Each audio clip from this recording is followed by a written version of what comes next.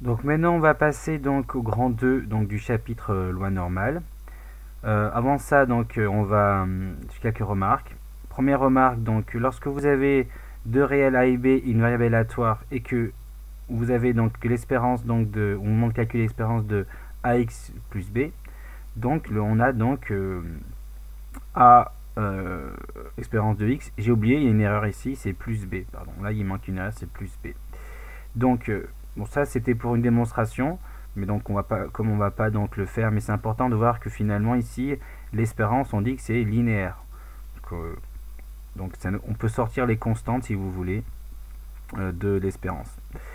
Alors ici et que donc l'addition aussi est compatible avec l'addition. Mais bon, ça c'est vous verrez ça peut-être l'année prochaine. Petit 2, donc ici grand X, une variable aléatoire, donc elle est dite centrée, ça c'est important si l'espérance est nulle, elle est dite réduite si l'écart type vaut 1. Donc ça c'est une notion importante. Alors, ici je vais vous donc montrer, donc on a un exemple, donc là on a X, une variable aléatoire, qui suit la loi binomiale de paramètres n, d'accord, et surtout le paramètre je vais le fixer à 1,5. Donc ça c'est un choix pur, c'est moi qui le choisis. Et je regarde donc le premier cas, donc je vais prendre ici, donc je vais mettre plus, alors finalement, alors si je regarde ce cas là, vous avez donc ici, j'ai pris n égale 10 dans un premier temps, toujours le paramètre p qui vaut 0,5, la probabilité d'un succès dans l'épreuve de Bernoulli. Et là on va donc la répartition des probabilités. Donc vous voyez que la probabilité par exemple de elle est fonction de la hauteur, enfin la probabilité se lit par rapport à la hauteur. Donc, vous n'avez pas l'axe des ordonnées, mais vous voyez que la plus grande probabilité c'est d'avoir 5 succès au cours de mes 10 répétitions d'épreuve de Bernoulli. Et vous voyez que ça c'est vraiment la probabilité la plus forte. Et dès que je m'éloigne, il y a une symétrie, donc la probabilité d'obtenir 4 succès ou 6 succès c'est la même. D'obtenir 3 succès ou 7 succès c'est la même. Et la probabilité d'obtenir 2 succès et 8 succès c'est la même. Donc on voit bien que plus voilà, le nombre de succès il est petit, ça correspond à la même probabilité qu'un nombre de succès qui est très grand. Donc vous voyez bien qu'obtenir 10 succès en répétant 10 fois une épreuve de Bernoulli, c'est quand même une probabilité qui est presque proche de 0. Ça revient au même que d'avoir 0 succès au cours des 10 répétitions. Donc oui, c'est la même probabilité. Donc on voit qu'il y a donc cette symétrie entre les probabilités des succès. Et on voit donc qu'il y a une tendance, qu'on peut voir qu'il y a une courbe qui se dessine, vous voyez, une courbe en cloche comme ça. Donc ça c'est lorsqu'on fait 10 répétitions. Si maintenant je passe à 50 répétitions, donc évidemment à 50 répétitions, évidemment vous voyez que la moyenne, en passage, la moyenne, je vous rappelle que la moyenne d'une espérance, d'une variable aléatoire qui suit une loi binomiale, donc c'est n fois p. Donc là on voit bien que 10 fois 0,5 ça fait 5. Oui, la moyenne ici elle a 5. Donc on voit bien que donc, les probabilités sont distribuées par rapport à cette moyenne. Quand je m'écarte de cette moyenne, les probabilités diminuent. Là c'est pareil. Donc la probabilité ici, donc l'espérance, la moyenne de succès sur 50 répétitions, ça va être 50 fois 0,5, c'est-à-dire 25. Donc 25 c'est ici. Vous voyez là c'est la plus grande des probabilités. Et pareil, on a une distribution qui est symétrique par rapport donc, à cette moyenne. Donc la probabilité d'obtenir, par exemple, donc 24 et 26, c'est pareil, non, en termes de succès. La probabilité d'obtenir, par exemple, 20 succès et 30 succès, c'est pareil. Donc plus je m'éloigne de la moyenne, plus les probabilités sont de plus en plus faibles. Et pareil, on constate qu'il y a une sorte, voilà, que la répartition donc, des probabilités suit une courbe en cloche, comme ceci. Et maintenant, donc là j'ai fait 50 répétitions, je vais passer à 100 répétitions ici, tout à droite. Et on voit que plus on augmente le nombre de répétitions, plus finalement la répartition des probabilités colle de plus en plus à une courbe en cloche, comme ceci. Voyez. Donc vous voyez, les espaces entre les espaces vides et qui dépassent sont de plus en plus réduits entre la courbe et donc les bâtons qui sont donc les probabilités. Donc ce phénomène-là, d'accord, a été démontré. Donc on a donc ce qu'on appelle le théorème de Moivre-Laplace, qui nous dit que, alors là, mais évidemment, vous voyez qu'à chaque fois, ici la courbe, elle n'a pas du tout le même centre. C'est-à-dire qu'elle n'a pas le même axe de centrale. À chaque fois, c'est la moyenne. Donc souvenez-vous, Là, la moyenne était de 5, donc la courbe elle est axée sur 5. Là, ici, la courbe, elle est donc, la moyenne était de 25, donc vous voyez que l'axe de symétrie, c'est x égale 25, là où il y a une symétrie pour x égale 25. Et là, pareil, il y a une symétrie, donc la moyenne ici, c'est 50, donc la moyenne, il y a une symétrie sur 50. Donc vous voyez que plus j'augmente mon nombre de répétitions dans mon épreuve de Bernoulli, la moyenne, elle se le déplace. Donc ça, il y a un petit problème, c'est que la courbe n'est pas forcément... Elle a la même forme, mais elle a pas du tout, elle est décalée. Vous voyez, elle est décalée à cause de la moyenne. Donc, ce qu'on peut faire, donc, c'est... On a des variables aléatoires qui suivent la loi binomiale de paramètres NP. Et en fait, vu que à chaque fois que j'augmente le nombre de répétitions, je déplace la moyenne. Donc, ce qui serait bien, c'est d'avoir en fait des moyennes, d'avoir une variable aléatoire qui a toujours la même moyenne. Et là, donc, pour garder c'est toujours le même axe de symétrie qui sera donc, on va prendre 0. C'est-à-dire qu'on va avoir des variables aléatoires de moyenne nulle. Ce qui va donc dire qu'ils seront toujours centrés. Et le fait qu'on ait construit cette variable aléatoire ici, Zn, en fonction de Xn, donc c'est un peu compliqué, mais on en reviendra plus tard là-dessus. Et on va aussi la réduire pour qu'il y ait donc aussi la même intensité, puisqu'en fait, l'écart type va donner l'intensité du pic qui est là, si vous voulez. Donc pour qu'il y ait toujours le même pic ici, on va la réduire. Donc on construit une variable aléatoire Zn, ça peut paraître compliqué là, comme ça, c'est vrai, mais cette variable aléatoire, elle a la propriété d'être construite à partir de Xn, qui est une loi binomiale, et cette loi, par contre Zn, elle va être centrée et réduite, c'est-à-dire des espérances nulles et d'écart type 1. Ces deux choses me permettent de dire que à chaque fois, les courbes que je vais obtenir seront toujours centrées sur l'axe des ordonnées. Et en plus, comme elle est réduite, au niveau donc de la hauteur, elle sera toujours la même, puisque donc on a ce qu'on appelle donc l'écart type est de 1. Donc on aura donc la même forme de courbe. Et le théorème de Moivre-Laplace dit que quand j'ai, donc en fait, au final, c'est un peu ce qui est dit ici, mais de manière, dans un cadre bien plus strict pour avoir les résultats qu'on souhaite. Donc ici, si Zn, donc la probabilité de Zn entre A et B, ça veut dire que si vous voulez, à chaque fois, Zn, on va calculer, donc par exemple, entre ici, c'est entre 4 et 6, là c'est entre 20 et 30, entre 40 et 60, donc là c'est entre A et B. On voit bien que cette probabilité, donc si j'additionne toutes les probabilités donc en bleu sur mes schémas, finalement ça revient à calculer l'air d'une certaine courbe qui est ici, entre donc les intervalles A et B. Vous voyez que ça, si je regarde, je somme, si vous voulez, les probabilités donc, que je connais donc en bleu, ça revient aussi à calculer l'air sur la courbe d'une certaine courbe, avec une certaine précision, bien sûr. Vous voyez que donc c'est pas exactement... Donc l'air des bâtons bleus n'est pas vraiment égal à l'air sous la courbe. Mais plus n est grand, d'accord, quand n tend vers l'infini, plus l'air sous la courbe se rapproche donc de la somme des probabilités données par l'air des bâtons bleus.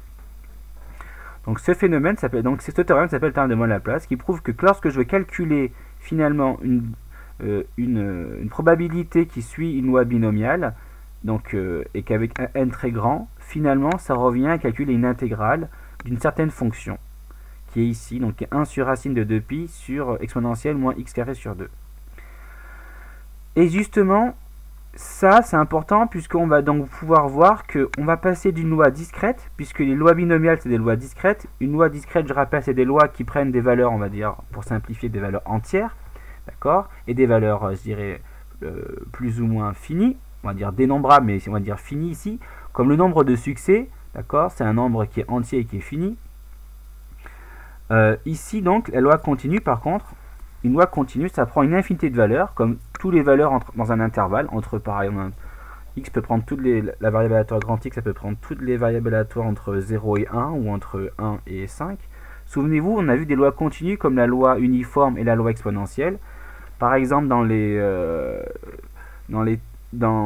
choix d'un nombre aléatoire entre, par exemple, un nombre réel entre 0 et 1. Donc ça, c'est une loi continue, puisqu'il y a une infinité de valeurs, d'accord, entre 0 et 1. Bon, là, on a vu pour la loi exponentielle, c'est un peu comme une loi d'attente. Le fait, une loi de vieillissement, par exemple, d'un composant électronique.